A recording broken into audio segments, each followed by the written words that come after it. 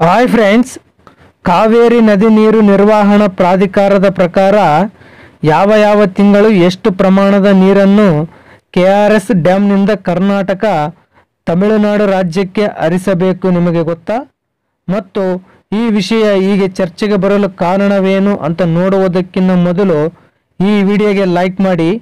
ಹಾಗೆ ತುಂಬ ಜನ ನಮ್ಮ ಚಾನಲ್ ಸಬ್ಸ್ಕ್ರೈಬ್ ಮಾಡದೆ ವಿಡಿಯೋಸ್ ನೋಡ್ತಿದ್ದೀರಾ, ದಯವಿಟ್ಟು ನಮ್ಮ ಚಾನಲ್ ಸಬ್ಸ್ಕ್ರೈಬ್ ಮಾಡಿ.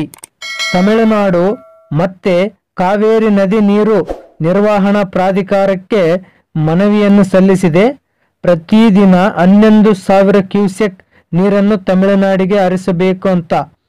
ತಮಿಳುನಾಡು ರಾಜ್ಯದ ಮನವಿಯನ್ನು ಸ್ವೀಕರಿಸಿದ ಕಾವೇರಿ ನದಿ ನೀರು ನಿರ್ವಹಣಾ ಪ್ರಾಧಿಕಾರವು ಪ್ರತಿದಿನ 11,000 ಕ್ಯೂಸೆಕ್ ನೀರನ್ನು ಹರಿಸುವಂತೆ ರಾಜ್ಯ ಸರ್ಕಾರಕ್ಕೆ ತಿಳಿಸಿದೆ. ಅಂದರೆ ಜುಲೈ 31ರವರೆಗೆ ಪ್ರತಿದಿನ 1 TMC ನೀರನ್ನು ತಮಿಳುನಾಡಿಗೆ ಹರಿಸುವಂತೆ ತಿಳಿಸಿದೆ. ಇನ್ನು ಯಾವ ತಿಂಗಳಲ್ಲಿ ಎಷ್ಟು TMC ನೀರು KRS ನಿಂದ ತಮಿಳುನಾಡಿಗೆ ಬಿಡಬೇಕು ಅಂತ ನೋಡುವುದಾದರೆ, ಜೂನ್ ತಿಂಗಳಲ್ಲಿ 10 TMC, ಜುಲೈ ತಿಂಗಳಲ್ಲಿ 34 TMC, ಆಗಸ್ಟ್ ತಿಂಗಳಲ್ಲಿ 50 TMC, ಸೆಪ್ಟೆಂಬರ್ ತಿಂಗಳಲ್ಲಿ 40 TMC, ಅಕ್ಟೋಬರ್ ತಿಂಗಳಲ್ಲಿ 22 TMC, ನವೆಂಬರ್ ತಿಂಗಳಲ್ಲಿ 15 TMC, ಡಿಸೆಂಬರ್ ತಿಂಗಳಲ್ಲಿ 8 TMC, ಜನವರಿಯಲ್ಲಿ 3 TMC, ಫೆಬ್ರವರಿಯಲ್ಲಿ 2.5 TMC, ಮಾರ್ಚ್ನಲ್ಲಿ 2.5 TMC, ಏಪ್ರಿಲ್ ತಿಂಗಳಲ್ಲಿ 2.5 TMC, ಹಾಗೆಯೇ ಮೇ ತಿಂಗಳಲ್ಲಿ ಕೂಡ 2.5 TMC ಅಷ್ಟು ನೀರನ್ನು ಕರ್ನಾಟಕ ರಾಜ್ಯ ತಮಿಳುನಾಡಿಗೆ ಬಿಡಬೇಕು. ಇದು ಯಾವುದರ